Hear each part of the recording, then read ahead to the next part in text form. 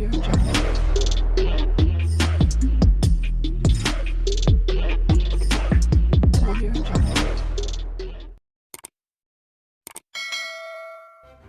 kasih kerana memilih channel ini. Sebelum kita mulakan video ini, sila pertimbangkan untuk menekan butang like, share dan subscribe dan aktifkan butang lonceng anda agar anda sentiasa mendapat info-info percuma pada setiap hari dari channel kami. Dan tinggalkan komen anda kerana komen anda amatlah dihargai. Terima kasih.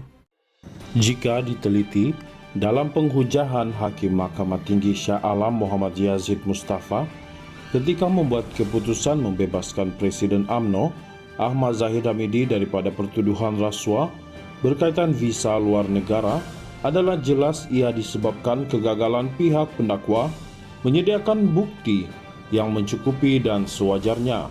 Dalam erti kata lain, ini adalah kelemahan di pihak pendakwaan. Lantaran itu, beliau memutuskan pihak pendakwa gagal mewujudkan prima facie terhadap Zahid Hamidi, ditambah 3 saksi utama yang dikemukakan iaitu bekas pengarah Ultra Kirana, Sendirian Berhad UKSB, Harry Lee Wee Kyun, Wan Quarish, Shah Wan Abdul Ghani dan David Tan Siong Sun dianggap tidak berwibawa dan tidak boleh dipercayai. Dalam hujah berkaitan wang yang didakwa diberikan kepada Zahid Hamidi, Muhammad Yazid berkata beliau tidak dapat membayangkan bagaimana jutaan wang ringgit dimasukkan ke dalam sampul surat yang dihantar kepada bekas timbalan Perdana Menteri itu. Membandingkan dengan kes Rosmah Mansor, beliau menegaskan beg digunakan untuk menghantar berjuta-juta wang tunai kepada isteri bekas Perdana Menteri itu yang telah disabitkan bersalah dalam kes rasuah projek solar bernilai RM1.25 bilion. Ketiga-tiga saksi utama memberi keterangan bahawa semua wang tunai dimasukkan ke dalam sampul coklat pada setiap kali penghantaran. Pada mulanya, amount bulanan ialah 200,000 Singapore dolar, tetapi kemudiannya dinaikkan kepada 300,000 Singapore dolar dan akhirnya 520,000 Singapore dolar. Bagi bulan yang tertinggal, jumlah itu kemudian akan digandakan pada bulan-bulan berikutnya. Sebagai contoh, jika mereka tidak membayar pada Januari, amount itu akan dibayar bersekali pada Februari. Sekali lagi, ia semua dimasukkan ke dalam sampul surat. Berbanding kes Rosmah, penghantaran pertama sebanyak RM5 juta dalam bentuk wang tunai pada 20 Disember 2016 dibahagikan kepada 2 beg berisi RM2.5 juta setiap satu. Untuk penghantaran kali kedua berjumlah RM1.5 juta, wang itu dimasukkan ke dalam 2 beg. Dalam kes Zahid ini, pihak pendakwaan tidak menunjukkan sebarang sampul surat. Tiada bukti menunjukkan apa saiz sampul surat yang digunakan. Saya tidak boleh bayangkan saiz sampul apa yang boleh memuatkan wang tunai 600,000 Singapore dolar yang bersamaan dengan sekitar RM1.6 juta pada masa itu, kata Muhammad Yazid, sebagaimana dipetik daripada Malaysia Kini. Selain itu, kata beliau, tiada rakaman kamera litar tertutup CCTV dikemukakan di mahkamah, pemandu tidak dipanggil, pengawal tidak dipanggil, anggota polis tidak dipanggil, slip transaksi touch and go tidak dikemukakan, log panggilan telefon dan mesej dengan Zahid Hamidi juga tidak ditunjukkan kepada mahkamah. Sekali lagi, membandingkan dengan kes Rosmah, beliau berkata saksi yang dipanggil oleh pihak pendakwaan dalam kes tersebut termasuk individu yang mengambil wang dan kaki tangan bank, manakala cek bank turut dikemukakan sebagai bukti. Bukti tidak langsung seperti yang diketengahkan dalam kes Rosmah, semuanya tiada dalam kes ini. Begitu juga ada gambar diambil dan pelan lakaran dalam kes Rosmah, tetapi tidak dalam kes ini tambahnya lagi.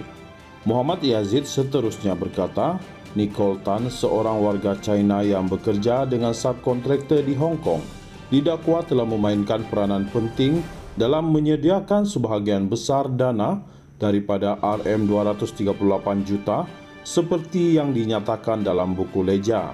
Tetapi, saksi yang terlibat atau yang mempunyai pengetahuan mengenai sumber dana iaitu Nicole Tan, 2 pengerup wang telah disoal siasat dan keterangan mereka direkodkan namun tidak dipanggil sebagai saksi untuk menyokong kes pendakwaan.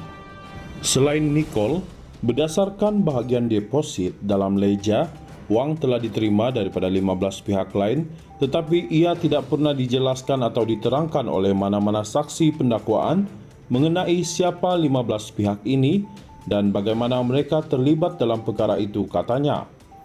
Anehnya, bekas pengurus pentadbiran Ultra Kirana Sendirian Berhad UKSB, David Tan Siong Sun, yang merupakan pencipta buku leja itu, mengakui semasa pemeriksaan balas bahawa penyerahan kedua wang tunai RM3 juta melalui bagasi adalah satu perkara yang difikirkan semula afterthought. Pengakuan selepas memikirkan semula oleh saksi utama pendakwaan ini adalah lebih daripada mencukupi untuk saya mendapati bahawa dia tidak mempunyai kredibiliti. Saksi ini di satu sisi memberikan keterangan akan merekodkan pembayaran pada hari yang sama atau keesokan hari pembayaran. Namun apa yang ditunjukkan kebanyakan ruangan rimak dalam buku leja dibiarkan kosong. Seorang lagi saksi, Lee Vui Kyun, juga bersetuju bahawa ruangan rimak kosong tidak menunjukkan wang telah dibayar kepada tertuduh.